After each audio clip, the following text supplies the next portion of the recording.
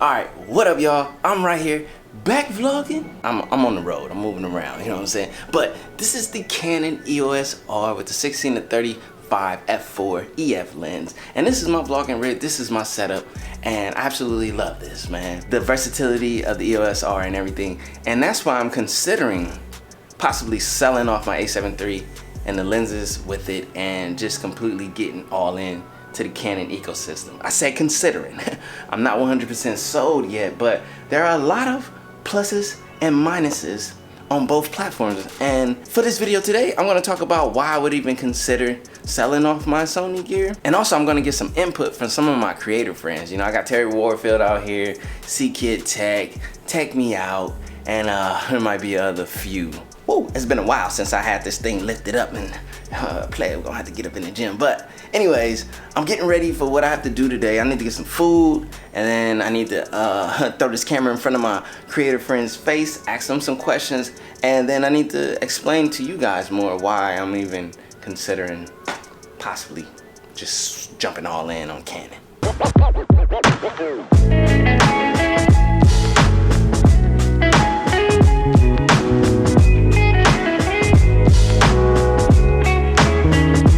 Alright, so the conversation that I had earlier, we're gonna continue talking about. I got a couple creators in here and I need to get their opinions and their insight on this. So these are 3 Sony shooters in here. Now I need to know. So Terry, Warfield, yes, sir. The camera guy, the camera shooter, let's see what we looking like. Why do you shoot Sony?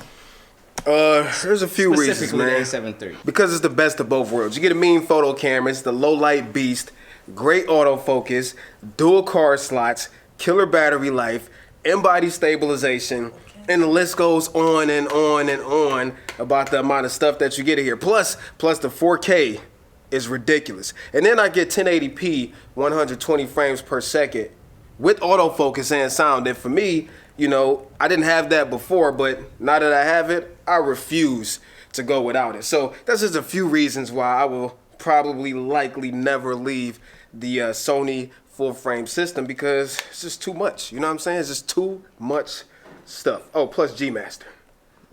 G Master. Got the G Master. Got the G Master in the building.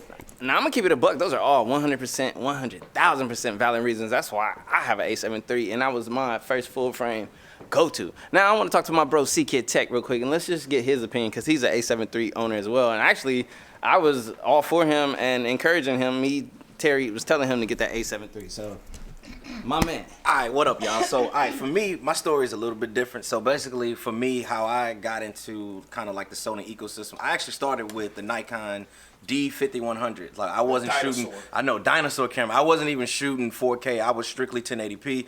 And so I originally got introduced to the Sony cameras through the A6400. And I really love the color science with it. Like the color science with it was just super, super clean. 4K was like just legit. But the only thing I didn't like about the 6400 was the battery. The battery, like the camera just dies way too quick. So then when Sony came out with the A7 III, and I knew it had a better battery, the 4K on it, I already loved from just the previous Sony camera that I had. And so from that, I just stuck with it, and like the Sony camera just became like a favorite of mine, from the battery, from the color science elements to the quality of what I was getting, and just overall, it was just kind of that next progression of cameras that I felt like I needed for the channel. So that's kind of why I'd make the jump. And I'm always Team Sony, never switching to Canon. Hey, remember this is January 2020. I already got a timestamp on Terry, so I'll be back on that. But I ain't switching, dog.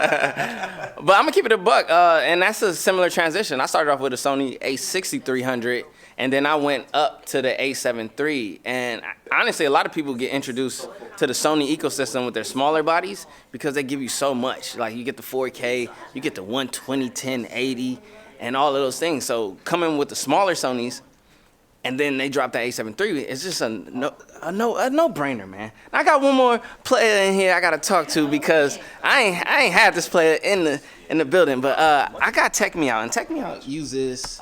What camera you use, Tech Me Out? What do you shoot with? I shoot with the Sony A7 III. Ooh, another A7 III user. So why do you use and love Sony A7 III? So I moved from the 6300 to the 65 to the A7 III, so it's my first full frame camera. I heard good things about it, heard it was great for the price for video and photos. So that's what got me. But now after using it, I would definitely say the color science, the picture quality, I would say even the ease of use for me, probably because I'm now used to Sony. So yeah, I just like it. I like everything about it. It's a good camera for the price. And 100%. While I'm recording her, like the eye autofocus is just on point. So I might. Oh, the photos. I don't know about like if it'll do eye autofocus for video. It's right here. Look at that, player.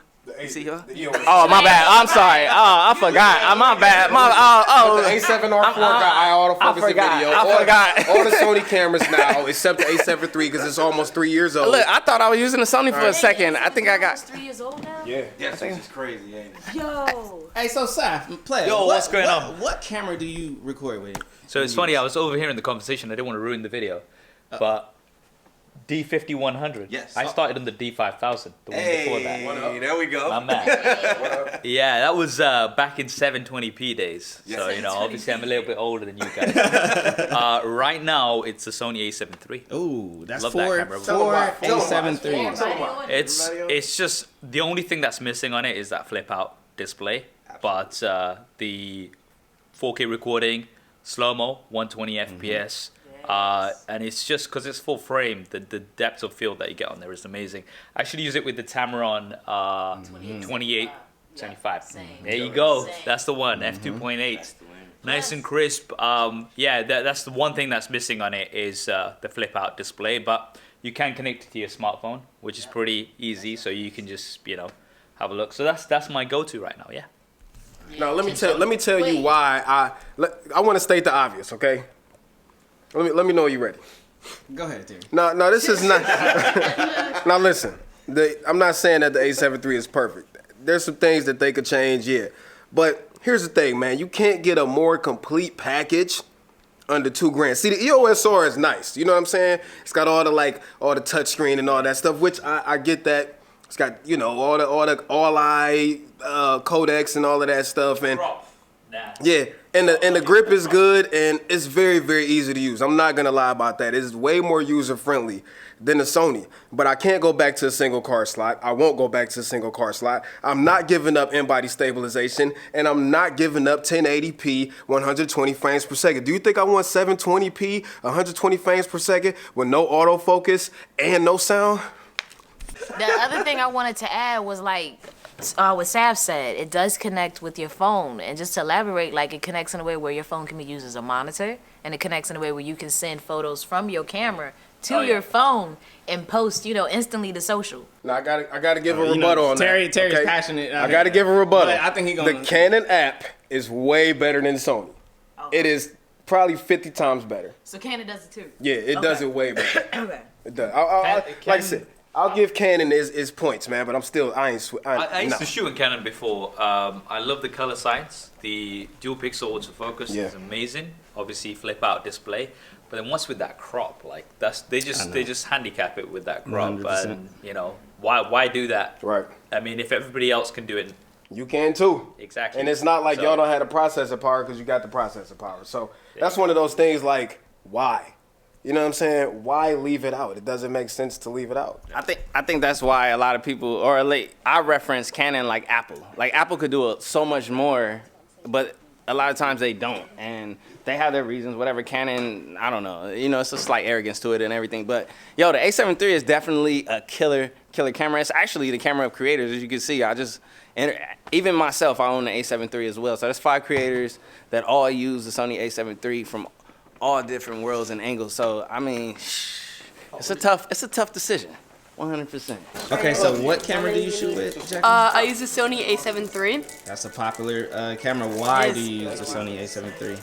It's full frame. I was on the Sony A6500 before, so I was already kind of in the E-mount lens ecosystem. And I feel like it's one of the best 4K full frame cameras. So why did you go from the 6500 to the A7 III? 6500 has like trash battery life, for being honest. So I would have to bring like 5 batteries on a shoot, and it would overheat. I'd have to like bring out an ice pack. So I don't really have that with this. The battery life is pretty good. And also you're getting like more dynamic range in the shot because it's full frame. So as you guys just saw right there, I asked a lot of my creator friends what camera they use, why they use that camera, and the odds were not in my favor.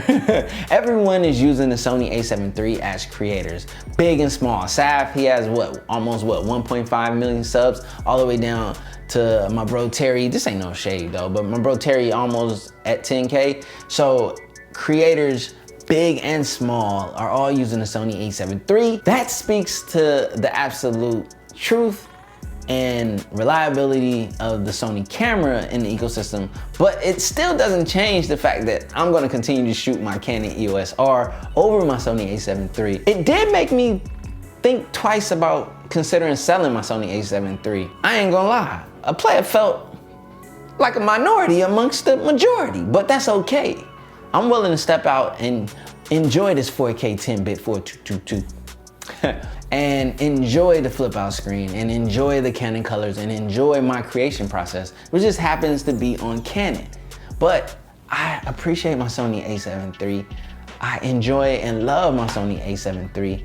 And I don't think I'm going to sell my Sony A7 III. So the thought crossed my mind. I just wanted to share that with you guys. But after like speaking to my creative friends and getting a refresher as to why I own the A7 III, it kind of made me want to hold on to the A7 III, at least temporarily for this moment. But to be honest, I am vested more so into the Canon ecosystem. I want to get more Canon RF lenses. I want to build up my Canon repertoire. And man, they got, hey, you know what? I'm gonna have to make another video. Y'all gotta watch the next video that's coming, but we're gonna talk about this new Canon EOS R, what is it, R5 that they talking about? Oh, have you seen the specs? I'm not gonna talk about it now. The video's coming soon. Hey, I can't even think right now. Canon EOS R updates coming. EOS R Mark II and EOS R5. We're gonna talk about it, baby.